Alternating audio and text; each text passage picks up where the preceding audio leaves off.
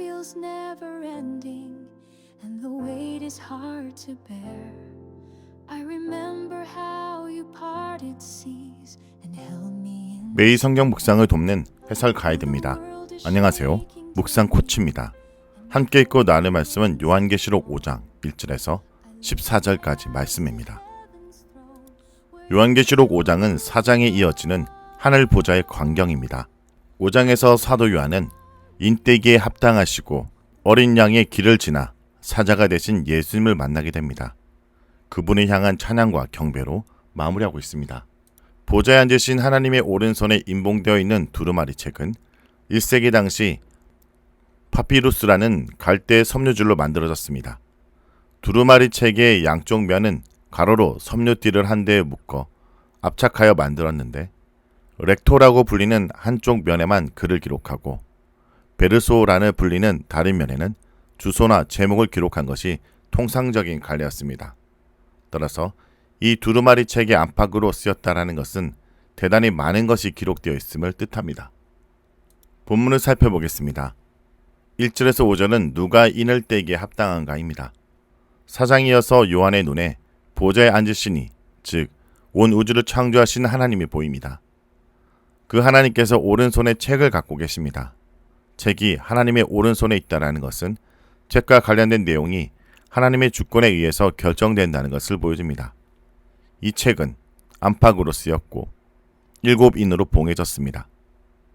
에스겔서를 배경으로 한 다음에 이 책의 내용은 종말에 있을 애가와 애곡과 재앙에 관한 말, 즉 심판의 말임을 알 수 있습니다. 또 7인은 다니엘서와 관련해서 보면 그리스도를 통해서 완성될 하나님의 구속 역사에 관한 것임을 알 수 있습니다. 7개라는 완전수의 인으로 봉합된 것은 하나님 나라 도래를 포함한 하나님의 구속 계획이 온전하다라는 것을 반영합니다. 2절에서 4절에 누가 그런 일을 이룰 것인지 다룹니다. 2절에서 나온 힘있는 천사는 요한계시록에서 3번 등장하는데 매우 중요한 사건의 전개가 됩니다. 그는 누가 구속 계획을 이루기에 합당한지 묻습니다.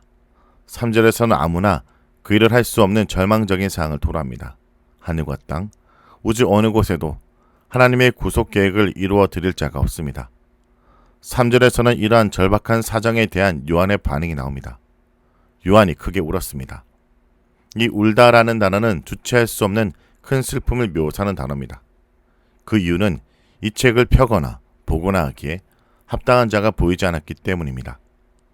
현실 역사의 흐름 속에서는 하나님의 백성에 대한 그 어떤 보호도 없고 세상에 대한 어떤 심판도 없으며 성도들의 승리를 보장해 주지 못하고 있는 듯 보였기 때문일 것입니다. 그리스도께서 오시지 않았다면 하나님의 계획이 이루어지지 않았을 만큼 그 상황이 절망스러웠던 것입니다. 이때 장로 중 하나가 그리스도를 소개합니다. 이 장로는 하나님의 백성을 상징합니다. 그는 요한에게 울지 말라 합니다. 그 이유는 유대지파의 사자 다윗의 뿌리가 이겼기 때문입니다. 유대지파의 사자와 다윗의 뿌리의 호칭은 창세기 49장 9절과 이사야 11장 1절과 10절의 배경으로 합니다. 여기서는 메시아가 적들을 물리치고 심판하시는 다윗과 같은 왕으로 묘사되고 있습니다. 그가 7인을 떼실 것입니다. 5절에서 7절은 인대기에 합당하신 사자와 어린 양 되신 예수님에 대한 내용입니다. 6절은 5절처럼 예수님의 이미지를 소개하지만 대조적인 모습을 보입니다. 6절에서 예수님의 일찍이 죽임을 당한 어린 양과 같은 모습으로 나옵니다. 이 표현은 구약의 6월절 어린 양과 이사야 53장 7절에 도수장으로 끌려가는 어린 양의 모습을 조합한 것입니다.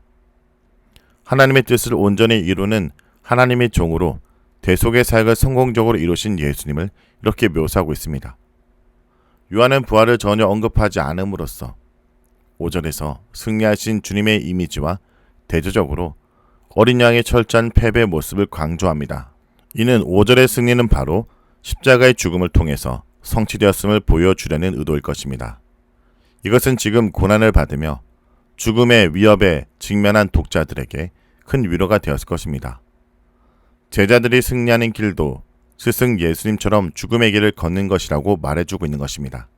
그런데 그 어린 양에게는 7뿔과 7 눈이 있습니다. 여기 뿔은 권세와 능력을 가리킵니다.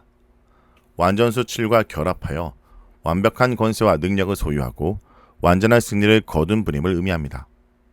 7 눈은 온 땅에 보내심을 받은 하나님의 7 영과 관계가 있습니다. 그리스도의 구속 사역을 온 세상에 편만하게 적용하는 역할을 하는 성령을 의미합니다. 7절에 가서는 어린 양이 하나님의 오른손에 들려 있는 책을 취하십니다. 구속의 경륜이 하나님의 계획의 차원에서 그리스도의 실행의 차원으로 이동하고 있는 것입니다. 이는 다니엘서 7장 13절에서 14절에 영원하고 소멸되지 않는 권세와 영광과 멸망하지 않는 나라를 하나님께서 받은 사건을 연상케 합니다. 8절에서 14절은 어린 양을 위한 경배입니다. 어린 양이 하나님에게서 책을 취하자 네 생물과 24장로들이 어린 양 앞에 엎드려 예배합니다. 24장로들 손에는 검은고와 향이 가득한 대접이 들려 있습니다. 검은고는 9절에 나오는 새 노래로 부르는 도구이고 향이 가득한 대접은 성도들의 기도입니다. 특히 이 기도는 성도들이 고난 중에 드리는 기도일 것입니다. 9절에서는 새 노래가 소개되는데 홍해를 건넌 후 불렀던 모세의 노래를 연상케 합니다. 새 노래의 내용은 왜 예수님께서 인을 떼기에 합당한지를 소개합니다. 그가 일찍이 죽임을 당한 후 그 흘리신 피로 모든 족속과 방언과 백성과 나라를 하나님께 드리고 그들이 하나님 앞에서 나라와 제상이 되게 하여 땅에서 왕노릇할 수 있게 해주셨기 때문입니다. 즉 그리스도의 통치에 참여하게 하신 것입니다. 네 생물과 24장로들에 이어 천사들도 찬양합니다. 그들은 어린 양의 능력과 부와 지혜와 힘과 존귀와 영광과 찬송을 받기에 합당하시다고 노래합니다. 이어서 모든 피조물이 어린 양에게 찬송과 존귀와 영광과 권능을 세세토록 돌릴지어다 하고 찬양합니다. 이 찬양을 들은 네 생물이 아멘하고 장로들 앞에 엎드려 경배합니다. 오늘 본문에서 요한은 인떼기를 합당한 자가 보이지 않자 크게 옵니다. 이것은 악이 득세하고 교회는 수세에 몰리고 성도들은 핍박을 받는 상황에서 구속의 역사는 정체되고 하나님 나라를 이어갈 희망이 보이지 않아 울었던 것입니다.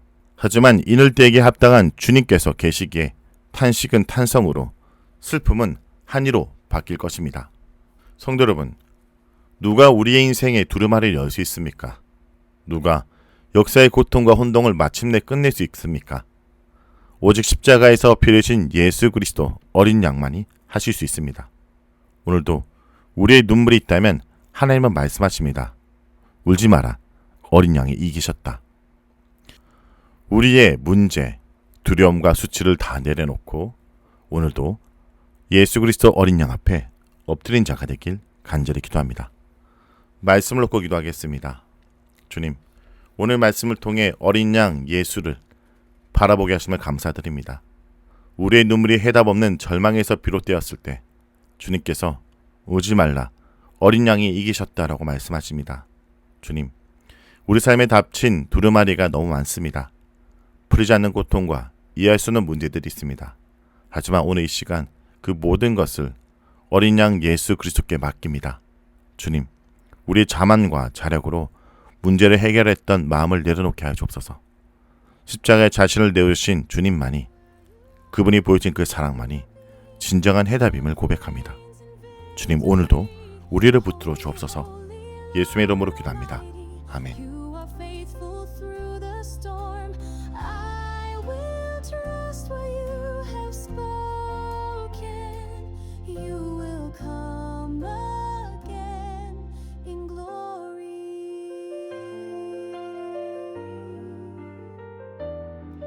Every tear will be forgotten, every sorrow wiped away.